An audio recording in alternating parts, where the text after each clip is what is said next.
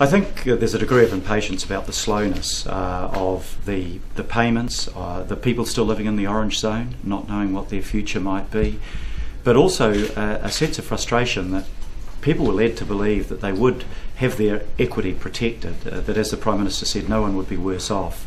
And increasingly people understand that that is not the fact.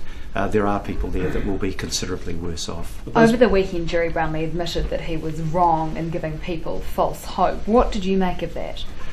Well, I think that before the government makes promises like that, they should be promises that they know that they're able to keep. Otherwise you unfairly raise people's expectations only to dash them. And people like that woman who is going to lose $100,000 of her equity in her property because Mr Brownlee made a promise that he was not able to keep, that's very unfair to her, and she's really feeling it. But that's only if she goes with the government's option. She could also pursue it with her insurance company. Yeah, but as you're aware that many people that live in the red zone don't have that option. You say people might be feeling frustrated, but can you see any way to speed things up?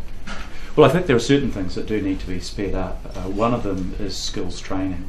Right back in March of this year, I was asking the government what the plans were about giving skills to the 10,500 young people in Canterbury that are without jobs.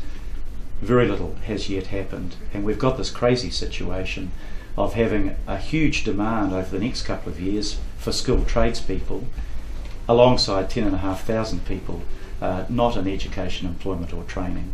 The government needs to have moved more quickly on that. We're now a year out from that first earthquake. Is that the one thing that you'd say about how to speed things up though?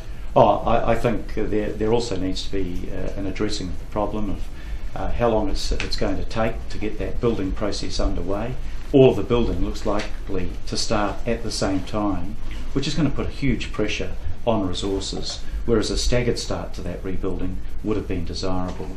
But we do need those skills down there, and we do need to give the skills to young Cantabrians who can then contribute to the rebuilding of their own city.